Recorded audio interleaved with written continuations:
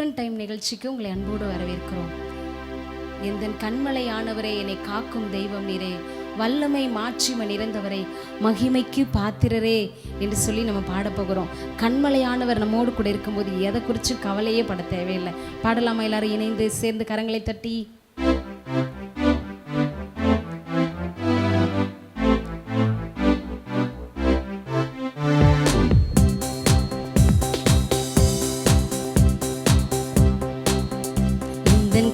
கண்மலையானவரே, என்னை காக்கும் தெய்வம் நீரே, எந்தன் கண்மலையானவரே, என்னை காக்கும் தெய்வம் நீரே, வல்லமை மாட்சிமை நிறைந்தவரே, மகிமைக்கு பாத்திரரே, வல்லமை மாட்சிமை நிறைந்தவரே, மகிமைக்கு பாத்திரரே, ஆராதனை உமக்கே, ஆராதனை உமக்கே, ஆராதனை உமக்கே, ஆராதனை உமக்கே, சொல்லுமா? ஆராதனை உமக்கே, ஆராதனை உமக்கே, ஆராதனை உமக்கே, ஆராதனை உமக்கே, உந்தன் சிறகுகளின் நிழலில் என்றென்றும் மகிழ செய்தி, உந்தன் சிறகுகளின் நிழலில் என்றென்றும் மகிழ செய்தி, தூயவரே தூயவரே துணையாளரே, துதிக்கு பாத்திரரே, தூயவரே என் துணையாளரே, துதிக்கு பாத்திரரே, ஆராதனை உமக்கே, ஆராதனை உமக்கே, ஆராதனை உமக்கே,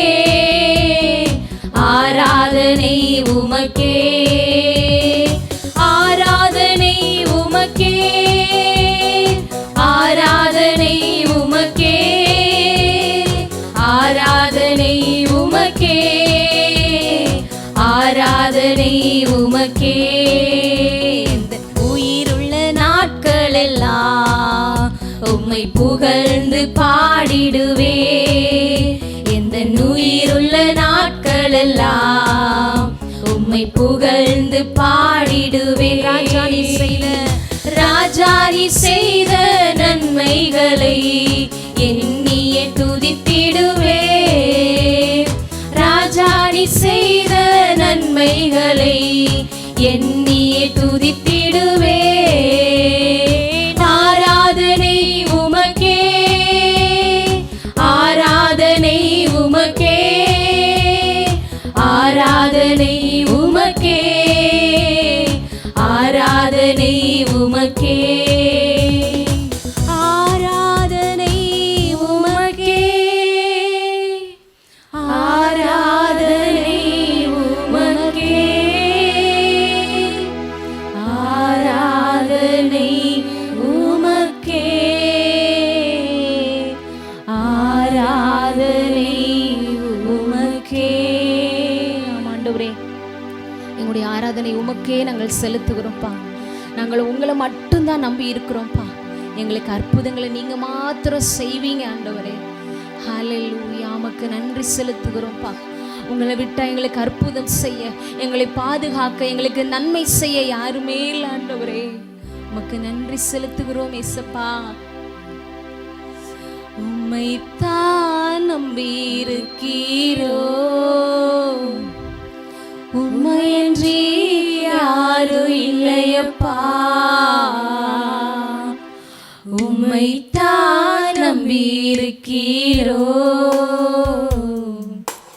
உம்மையன்றி யாரும் இல்லையப்பா. எல்லாரும் சேர்ந்து சொல்லுவோமா மறுபடியும்? உம்மைத்தான் நம்பி இருக்கீரோ, உம்மையன்றி யாரும் இல்லையப்பா. அற்புதம் செய்யுங்கப்பா, அற்புதம் செய்யுங்கப்பா எங்க வாழ்க்கையில, உம்மை உம்மை தான் நம்பியிருக்கோம் ஏசப்பா, அற்புதம் செய்யுங்கப்பா எங்க வாழ்க்கையில. உம்மை தான் நம்பியிருக்கோம் ஏசப்பா, உம்மை தான் நம்பியிருக்கிறோ, உம்மையன்றி யாரும் இல்லையப்பா, உம்மை தான் நம்பியிருக்கிறோ, உம்மையன்றி யாரும் இல்லையப்பா. நன்றி ஆண்டவரே, நாங்க நம்பி இருக்கிறவர் கண்மலையானவர். எங்க வாழ்க்கையில நாங்க நம்பி இருக்கிற எதிர்பார்த்திருக்கிற எல்லா நன்மைகளையும் வெற்றியையும் கர்த்தர் எங்களுக்கு தர போதுமானவராய் இருக்கிறீங்களே, உமக்கு நன்றி. இயேசுவின் மூலம் கேட்கிறோம் நல்ல தகப்பனே, ஆமென்.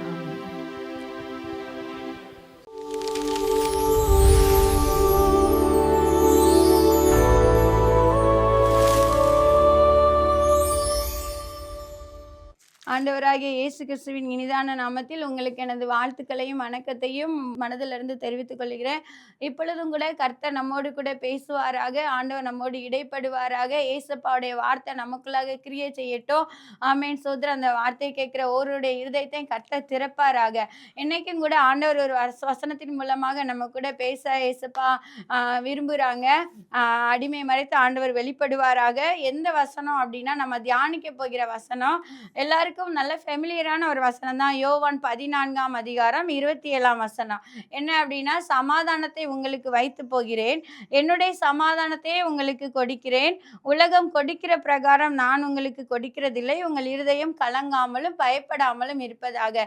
ஏசப்பா சொல்றாங்க, என் சமாதானத்தை நான் உனக்கு தாரேன், அந்த சமாதானம் உலகம் கொடுக்கிற பிரகாரமா இருக்காது, அதனால நீ கவலைப்படாத, பயப்படாதன்னு சொல்லி ஒரு வாக்குத்தத்த வசனமா ஏசப்பா அந்த வார்த்தையை நம்மளுக்கு இந்த நாள்ல கொடுத்து கொண்டிருக்கார். பாருங்க, முந்திலாம் பெரியவங்கிட்ட கேட்டாதான் சொல்லுவாங்க, அக்கா எப்படி இருக்கீங்க, அண்ணா எப்படி இருக்கீங்க அப்படின்னு சொல்லி கேட்கும்போது, என்னத்த ஏதோ இருக்கும், ஏதோ வண்டி ஓடுது, எப்படியோ போகுது அப்படின்னு சொல்லிட்டு அவங்க சொல்லுவாங்க. இப்போ சின்ன பிள்ளைகள்கிட்ட இருந்து வாலிப பிள்ளைகள் வரைக்கும் கேட்டா கூட, பாப்பா எப்படி இருக்கம்மா, எப்படி லைஃப் போகுது, எப்படி காலேஜ் போகுது, எப்படி ஸ்கூல் வாங்கக்கா, ஏன் தான் அந்த உலகத்துல பிறந்தமோ, என்னத்தான் போகுது, எரிச்சலா இருக்குது, வாழவே பிடிக்கல, நிம்மதியே இல்லை, சமாதானமே இல்லை அப்படின்னு சொல்லி வாழ்க்கையை ஆரம்பிக்காத பிள்ளைங்க கூட இந்த வார்த்தையை தான் சொல்றாங்க. வாழவே பிடிக்கல, நிம்மதியே இல்லை, எரிச்சலா இருக்குது, கஷ்டமா இருக்குது, கடவுள் எனக்கு மட்டும்தான் ஏன் இப்படி கொடுக்காருன்னு சொல்லிட்டு சின்ன பிள்ளைங்கள்ல இருந்து வாலிப பிள்ளைங்க வரைக்கும் பரவலாக இந்த வார்த்தை இந்த நாட்கள்ல பரவி கொண்டு இருக்கிறது. முந்திலாம் பாருங்க, தற்கொலை அப்படின்னா பெரியவங்க, ஓரளவுக்கு வயது முதிர்ந்தவங்க, முடியல, இதுக்கு மேல என்னால முடியாது அப்படின்னு சொல்லிட்டு நினைக்கிறவங்க தான் சூசைட் பண்ணிக்கிடுவாங்க. ஆனா இந்த நாட்கள்ல அதிகமாய் தற்கொலை யார் மத்தியில அதிகமா பரவிட்டு இருக்கு அப்படின்னா, சின்ன பிள்ளைங்க இந்த நாட்கள்ல அதிகமாய் தற்கொலை பண்ணிக்கிறார்கள். ஸ்கூல்ல படிக்கிற பிள்ளைங்க அதிகமா தற்கொலை பண்ணிக்கிறாங்க. அது குறிப்பா நீட் எக்ஸாம்ல எக்ஸாம் ஒழுங்கா எழுதல, இடம் கிடைக்கல அப்படின்னா மனவிரக்தியில தற்கொலை பண்ணிக்கிறாங்க. அவங்களால அந்த காரியத்தை மேற்கொள்ள முடியல, டாலரேட் பண்ணி அவங்களால வெளியே வர முடியல, ரொம்ப ஸ்ட்ரகிள் பண்றாங்க. இந்த காலத்து பிள்ளைங்களும் சரி, சின்ன பிள்ளைங்களை அம்மா மொபைல் பார்க்காத, கடந்த நாட்கள்ல கூட 10th சம்திங் என்னமோ படிச்சுட்டு இருக்கான், மொபைல் பார்க்காதன்னு சொல்லி மொபைலை பிடுங்கி வச்சதுக்கு அந்த பையன் போய் சூசைட் பண்ணிட்டான்.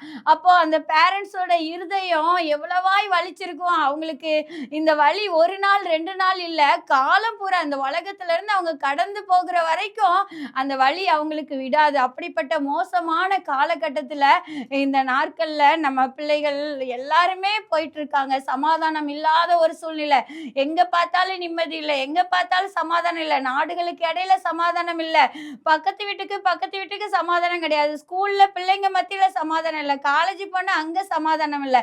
இந்த டிவி முன்னாடி ஒருவேளை யூடியூப்ல பார்த்து கொண்டு இருக்கிற நீ கூட இப்போ இந்த இடத்துல இந்த நேரத்துல இப்படிப்பட்ட சூழ்நிலையோட இருக்கியோ, என்ன வாழ்க்கை, எனக்கு மட்டும் ஏன் இப்படி இருக்குது, ஏன் எனக்கு நிம்மதியே இல்லை, கடவுள் என்னைக்குதான் என்னை கண்ணோக்கி பாப்பாருன்னு சொல்லி வேதனையோட கவலையோட கஷ்டத்தோட இருக்கியோ, என் வாழ்க்கை ஒரு நாள் இல்லாட்ட ஒரு நாள் கட்டப்படாதா, நான் வைக்கப்பட்ட இந்த இடத்துல கர்த்தர் என்ன நிமிர்த்தி வச்சிட மாட்டாரான்னு சொல்லி கண்ணீரோட புலம்பி கொண்டு இருக்கியோ, ஆண்டவர் இன்னைக்கு உன்னை பார்த்து தான் சொல்றாரு, தம்பி தங்கச்சி, என் சமாதானத்தை நான் உனக்கு தரேன், என் சமாதானத்தை நான் உனக்கு தரேன், நீ கவலைப்படாதம்மா, நீ பயப்படாத, கலங்காத, நான் பார்த்துக்கிறேன். என்னுடைய உலகம் கொடுக்கிற மாதிரி என்னுடைய சமாதானம் கிடையாது.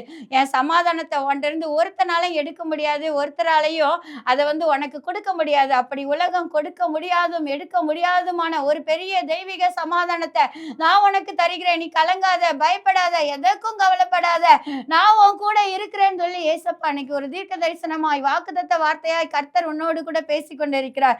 ஆண்டவர் சொல்றாரு, தெளிவாய் சொல்லிட்டார், ஏன் சமாதானத்தை உனக்கு வைத்து போயிட்டேன், ஏன் சமாதானத்தை உனக்கு வச்சுட்டு போயிட்டேன் அப்படின்னு சொல்லி சொல்றாரு. ஆனா நிறைய நேரம் இந்த சமாதானத்தை எடுத்துக்கொள்வதற்கு நம்ம தவறி விடுகிறோம். நிறைய நேரம் இந்த சமாதானத்தை நம்மளால எடுத்துக்கொள்ள முடியல. ஆண்டவர் வச்சுட்டு போன அந்த சமாதானத்தை நம்மளால சுதந்திரிக்க முடியாம நம்ம வேதனையோடு கவலையோடு தினமும் பெரியவங்களை இதை பார்த்து கொண்டிருக்கிற பெரியவங்களாக கூட இருக்கலாம், நிம்மதி இல்லையே, வாழ்க்கை நிம்மதி இல்லை, நிம்மதி இல்லை, நிம்மதி இல்லைன்னு சொல்லி கண்ணீரோட ஒவ்வொரு நாளும் நீங்க நினைக்கலாம், நான் வடிக்கிற கண்ணீர் கடவுளுக்கு மட்டும்தான் தெரியும், நான் வடிக்கிற கண்ணீர் யாருக்கு தெரியாதுன்னு சொல்லி கண்ணீரோட புலம்பலோட வேதனையோட இந்த இடத்துல நீங்க உட்கார்ந்து பார்த்து கொண்டு இருக்கலாம். கர்த்தர் இன்னைக்கு உங்களை பார்த்து சொல்லிக்கிற காரியம், நான் உனக்கு ஏன் சமாதானத்தை கொடுக்கிறேன், நான் உனக்கு ஏன் சமாதானத்தை வச்சுட்டு போயிட்டேன், அதை நீ சுதந்திரித்துக்கொள் அப்படின்னு சொல்லி ஏசப்பா சொல்றாங்க. பாருங்க, கொலோசியர் 1:20 இந்த சமாதானத்தை குறித்து கர்த்தர் சொல்லும் போது அழகாய் தெளிவாய் ஒரு வார்த்தையை சொல்லுகிறார். அவர் சிலுவையில் சிந்தின ரத்தத்தினாலே சமாதானத்தை நமக்கு உண்டாக்கினார். ஆமென், ஹல்லேலூயா. ஏசப்பா சாதாரணமா இந்த சமாதானத்தை நமக்கு பெற்று தரல, விலை மதிக்க முடியாத, விலையிட முடியாத அவருடைய சொந்த ரத்தத்தை கொடுத்து கர்த்தர் இந்த சமாதானத்தை நமக்கு பெற்று தந்தார். அந்த சிலுவையில அவ்வளவு பாடுகள் பட்டு, அவ்வளவு ரத்த சிந்தி, அவ்வளவு வேதனைகள் பட்டு, அவ்வளவு படாத பாடுகள் பட்டு கர்த்தர் அந்த சமாதானத்தை நம்மளுக்கு பெற்று தந்தார். சிலுவையில, அந்த கல்வாரி சிலுவையில கர்த்தர் பெற்று தந்தார். ஏன் அப்படின்னா, ஏசாயா 53:5 கடைசி பகுதியில நம்ம வாசிக்கிறோம், நமக்கு சமாதானத்தை உண்டு பண்ணும் ஆக்கினை அவர் மேல் வந்தது. அந்த பொறுப்பு இயேசு கிறிஸ்துவுக்கு கொடுக்கப்பட்டதுனால சிலுவையின் கடைசி பரியந்தம் வரை நமக்காக ரத்த சிந்தி அந்த சமாதானத்தை பெற்று தந்துட்டார். தம்பி தங்கச்சி, கவலைப்படாத, நிம்மதி இல்லையே, சந்தோஷம் இல்லையே, நான் ஜாலியா என்னால இருக்க முடியலையே, நான் ஆண்டவர் பிள்ளையா வாழ முடியலையே, நிம்மதி இல்லை, நிம்மதி இல்லைன்னு கவலைப்படாத. கர்த்தர் தம்முடைய விலை மதிக்க முடியாத ரத்தத்தை கொடுத்து உனக்காக எனக்காக அந்த சமாதானத்தை சம்பாதித்து வைத்து போயிருக்கிறார். ஆனா அந்த சமாதானத்தை நம்மளால சுதந்திரிக்க முடியல. ஒரு 3 வசனத்தை நம்ம பார்த்து நம்ம நிறைவு செய்யலாம். அந்த சமாதானத்தை எப்படி நம்ம பெற்றுக்கொள்ளலாம், கர்த்தர் சம்பாதித்து வைத்த இந்த சமாதானத்தை நம்ம எப்படி நமக்கு சொந்தமாய் மாற்றலாம், நமக்குரியதா நம்ம மாற்றிக்கொள்ளலாம் சொல்லி ஒரு 3 வசனங்களை நம்ம பார்த்து நம்ம நிறைவு செய்யலாம்.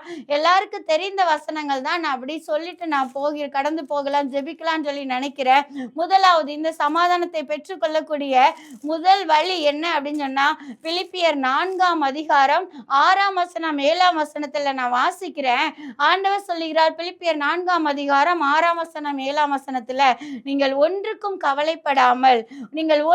கவலைப்படாமல் எல்லாவற்றையும் குறித்து உங்கள் விண்ணப்பங்களை சோத்திரத்தோட கூடிய ஜபத்தினாலும் வேண்டுதலினாலும் தேவனுக்கு தெரியப்படுத்துங்கள். நீங்கள் ஒன்றுக்கு கவலைப்படாமல் உங்க எல்லாவற்றையும் குறித்து உங்கள் விண்ணப்பங்களை சோத்திரத்தோடு கூடிய ஜபத்தினாலும் வேண்டுதலினாலும் தெரியப்படுத்துங்கள். 7வது வசனம் சொல்லுது, அப்படி நீங்க தேவனுக்கு தெரியப்படுத்தும் போது எல்லா புத்திக்கும் மேலான தேவ சமாதானம் உங்கள் இருதயங்களையும் உங்கள் சிந்தைகளையும் கிறிஸ்து இயேசுக்குள்ளாக காத்துக்கொள்ளும். ஹல்லேலூயா. ஏசப்பா நமக்கு சமாதானத்தை சுதந்திரிக்க சொல்லி கொடுத்த முதல் வழி என்ன தெரியுமா? ஆமே சோதரா, எதுக்குமே கவலைப்படாதம்மா, எதுக்குமே கவலைப்படாத மகனே, எதுக்குமே கவலைப்படாத மகளே, என்ன காரியம் ஆயினோ நீ பக்கத்து வீட்டுல சொல்ல வேண்டாம், அம்மாட்ட சொல்ல வேண்டாம், அப்பாட்ட சொல்ல வேண்டாம், உன் ஃப்ரெண்ட்ஸ்கிட்ட சில நேரம் நீ சொன்னா கூட சில சிச்சுவேஷன்ல அவங்க அந்த காரியத்தை சொல்லி உங்களை அசிங்கப்படுத்திடுவாங்க. உன் ஃப்ரெண்ட்ஸ் முன்னாடி, மற்றவர்கள் முன்னாடி நீ கண்ணீர் வடிச்சா, ஆமேன், உன் இக்கட்டான நேரத்துல அந்த காரியத்தை சொல்லி உன்னை அந்த இடத்துல அவமானப்படுத்திடுவாங்க, உன்னை வேதனைப்படுத்திடுவாங்க.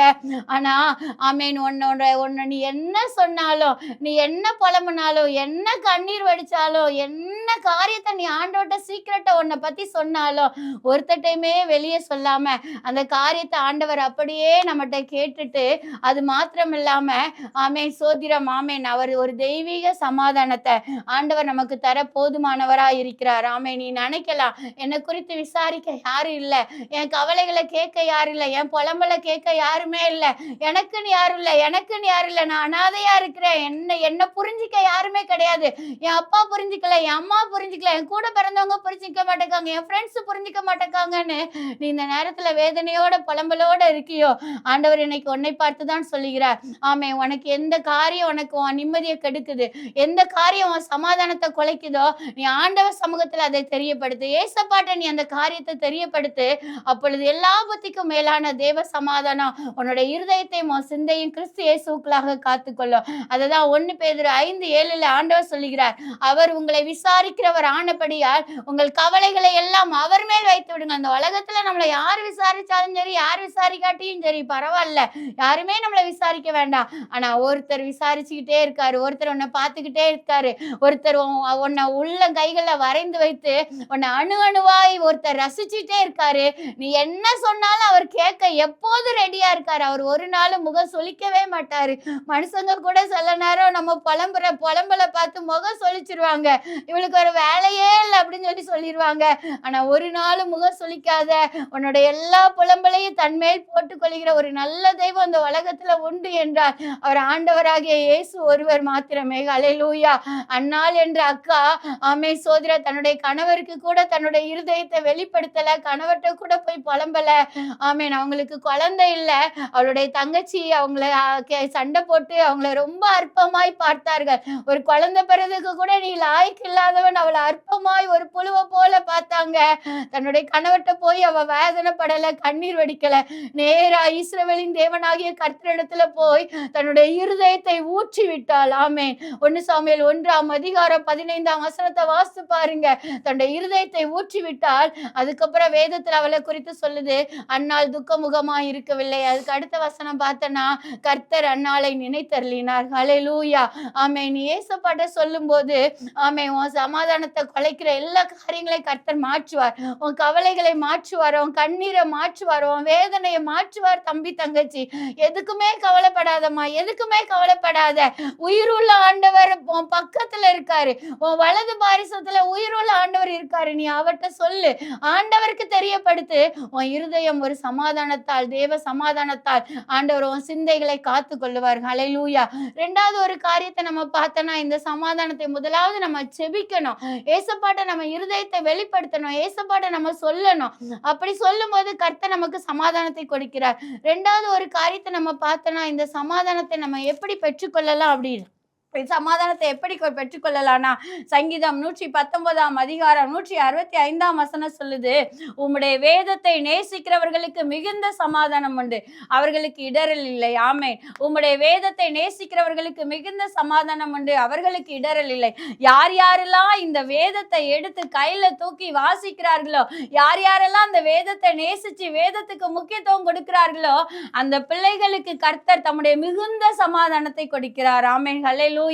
இந்த வேதத்தை தூக்கி இதில் உள்ள வார்த்தைகளை வாசிக்கிற பிள்ளைகள் ஒரு நாள் வெட்கப்பட்டு போகவே மாட்டாங்க. தம்பி தங்கச்சி, நீ ஜபத்துக்கு முக்கியத்துவம் கொடு. 2வது ரொம்ப இம்பார்ட்டன்ட், இந்த பரிசுத்த வேதாகமம். இந்த வார்த்தை உன்னோட பேசும். நீ நில குலைஞ்சு நிற்கும் போது, வேதனையோட நிற்கும் போது, வழி தெரியாம நிற்கும் போது, கர்த்தர் இந்த வசனத்தின் மூலமாக உன்னோடு கூட பேசுவார். ஆண்டவர் சொல்லுகிறார், ஆமே, நான் உனக்கு போதித்து நீ நடக்க வேண்டிய வழியை உனக்கு காட்டுவேன், உன்மேல் என் கண்ணை வைத்து உனக்கு நான் ஆலோசனை சொல்வேன் என்று ஆண்டவர் சொல்லுகிறார். நீ துக்கமா இருக்கியா, கவலையா இருக்கியா, கண்ணீரோட இருக்கியா, நொந்து போய் இருக்கியா, உடைக்கப்பட்டு இருக்கியா, எல்லாராலும் ஒதுக்கப்பட்டு இருக்கியா, புறக்கணிக்கப்பட்டு இருக்கியா, ஒண்ணுமே கவலைப்படாத. உங்கூட பேச யாருமே இல்லை நீ நினைக்கியாமா, உங்கூட பேச யாருமே இல்லை நினைக்கியா, வேதத்தை எடுத்து வாசி, வேதத்தை நேசிச்சு நீ வேதத்தை எடுத்து வாசி. உங்கூட பேச 24 மணி நேரமும் அவைலபிளா ஒருத்தர் இருக்காரு. நீ எந்த சூழ்நிலையில நீ உட்கார்ந்து இந்த வேதத்தை வாசித்தாலும் ஆமேன், அந்த வார்த்தை உங்கூட டைரக்டா பேசும். அது வரைக்கும் நீ அந்த வசனத்தை வாசிருப்ப, ஒண்ணுமே உனக்கு ஃபீல் ஆயிருக்காது. ஆனா நீ கவலையோட துக்கத்தோட சில சூழ்நிலைகள் மத்தியில நீ வேதத்தை எடுத்து நீ வாசிக்கும் போது, எந்த சூழ்நிலையில இருக்கியோ அந்த சூழ்நிலையை, அந்த சூழ்நிலைக்கு ஏற்றபடி அந்த வசனம் உன்னோடு கூட இடைப்படும். அப்படியே உள்ளம் ஆண்டவருடைய மிகுந்த சமாதானத்தால் நிரப்பப்படும். இந்த வேதத்துக்கு அவ்வளவு ஒரு மகிமை உண்டுங்க. ஆமேன். இது பரிசுத்தவான்களால் எழுதப்பட்டது, பரிசுத்த ஆவியானவரால் எழுதப்பட்டது. அதனாலதான் உபாகமம் 6 அதிகாரம் 7 8 17 வசனத்துல பெற்றோர்களுக்கு கர்த்தர் ஒரு அறிவுரை சொல்றாரு. இந்த வேதம் ரொம்ப முக்கியம். அந்த வேதம் உன் பிள்ளைங்களை பாதுகாக்கும். வாலிபன் தன் வழியை இந்த வேதத்தினால் சுத்தம் பண்ணி கொள்ளுவான். ஆமென் சோதரம். அது மட்டுமல்ல, இந்த வேதத்தை வாசிக்க வாசிக்க வாசிக்க வாசிக்க உன் இருதயத்தில் உள்ள துக்கம் எல்லாம் தூர போய் அப்படியே கர்த்தருடைய ஒரு மிகுந்த சமாதானம் உன்னை நிரப்புன்னு சொல்லி நம்ம வேதத்துல வாசிக்கிறோம். இந்த வேதத்தை நான் ஒரு புறஜாதியில இருந்து நான் வந்த பிள்ளைதான். இந்த வேதத்தை தூக்குவதற்கு முன்பாக நான் பசியும் பட்டினியுமாக கிடந்தேன். ஆமென் சோதரம். சாப்பிட கூட வழி இல்லாம இருந்தேன். எங்க அம்மா சாப்பாட்டுக்கு கூட வழி இல்லாம எனக்கு சாப்பாடு தரதுக்கு பக்கத்து வீட்டுல சாப்பாடு கடன் வாங்கி எனக்கு சாப்பாடு தருவாங்க. அவங்க நிறைய நேரம் பட்டினியா கடந்துட்டு இருக்கிற கொஞ்சம் கொஞ்சம் சாப்பாடை எனக்கு தருவாங்க. பிச்சை எடுத்து கூட சில நேரம் சாப்பாடு தந்திருக்காங்க. அவ்வளோ ஒரு கஷ்டத்துல எங்க அம்மா என்னை வளர்த்தாங்க. ஆனா என்னைக்கு நான் இயேசுதான் உண்மையான தெய்வம் என்று அறிந்து கொண்டு ஞானஸ்நானம் வாங்கி இந்த வேதத்தை தூக்கி நான் ஊழியம் செய்ய ஆரம்பித்தேனோ, அந்த நாள்ல இருந்து இந்த நாள் வரைக்கும் கர்த்தர் என்னை சாப்பாட்டுக்கு அலைந்து திரிய விடல. ஹல்லேலூயா. ஏசப்பா ஒரு நாள் என்னை பட்டினி போடவே இல்லை. என் தாய் கூட உலக பிரகாரமான தாய் எனக்கு சாப்பாடு கொடுக்க வழி இல்லாம அநேகம் தரம் என்னை பட்டினியா தூங்க போட்டாங்க. ஆனா என் தகப்பனாகிய இயேசுவோ என்னை ஒரு நாள் கூட பட்டினியாய் தூங்க விடவே இல்லை. ஆண்டவர் ஒரு நாள் கூட என்னை குறைச்சலா விடல. என்னைக்கு இந்த வேதத்தை தூக்கணும் அதுல இருந்து இந்த வேதம் என்னை ஒவ்வொரு நாளும் தூக்கி சுமக்கிறது. தம்பி தங்கச்சி, நீ இந்த வேதத்தை தூக்கி பாரு. இந்த வேதம் உன்னை தூக்கி சுமக்கிறத உன்னால உணர முடியும். இந்த வேதத்தை தூக்கி பாரு. உன் உள்ளத்துல ஒரு பெரிய மிகுந்த சமாதானம் உண்டாகும். இந்த வார்த்தை நீ வாசித்து பாரு. இந்த வார்த்தை உன் கூட இடைப்படும், உன் கூட பேசும். உன் ஃப்ரெண்ட்ஸ் உன் கூட பேசலையா, கவலைப்படாத.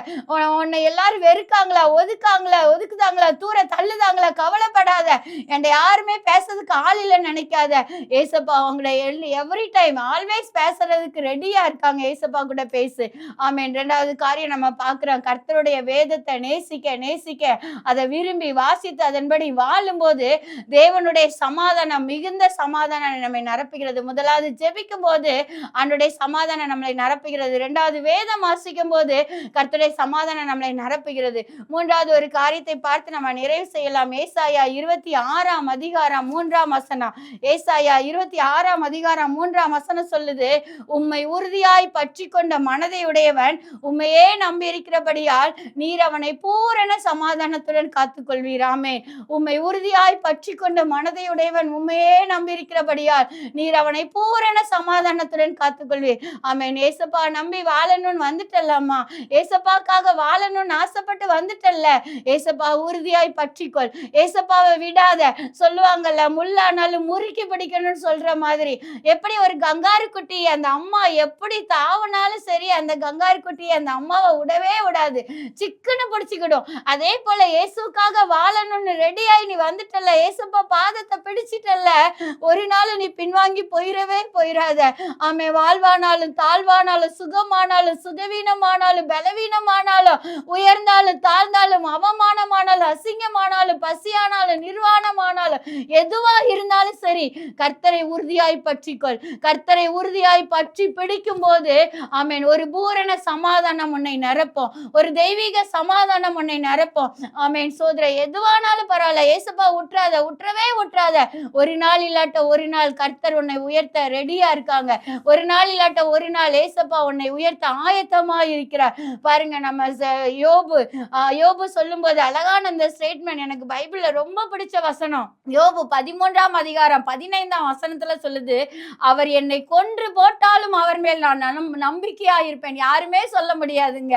அவர் என்னை கொன்று போட்டாலும் அவர் மேல் நான் நம்பிக்கையா இருப்பேன். என் நேசரை நான் ஒரு நாள் காண்பேன். அந்நிய கண்கள் அல்ல, என் கண்களே அவரை காணும்னு எந்த சிச்சுவேஷன்ல சொன்னாரு தெரியுமா? தன்னுடைய 10 பிள்ளைகளும் இறந்து போயிட்டாங்க. தன்னுடைய சொத்து சுகம் அத்தனை இறந்து போயிட்டு மனைவி சொல்றா, தேவனை தூசித்து ஜீவனை விடு. ஒரு பைத்தியக்காரனை போல நீ ஏன் இப்படி ஆண்டவர் உத்தமத்துல இருக்கேன்னு சொல்லிட்டு மனைவி திட்டுறா. எந்த மனைவியும் தன்னுடைய கணவன் அப்படி சொல்லவே மாட்டாங்க. உலக பிரகார மனைவி தன்னுடைய கணவன் எப்படியாவது வாழ்ந்துடணும்னு தான் ஆசைப்படுவாங்க. ஒரு பைத்தியக்காரனா இருந்தாலும் பரவாயில்ல, நம்ம கூட இருக்கணும்னு நினைப்பாங்க. ஆனா அந்த யோபுடைய மனைவி சொன்னா, தேவனை தூசித்து ஜீவனை விடுன்னு சொல்லி அந்த அளவுக்கு அவருக்கு நெருக்கடி, அந்த அளவுக்கு அவருக்கு பாடு, அந்த அளவுக்கு அவருக்கு கஷ்டம்.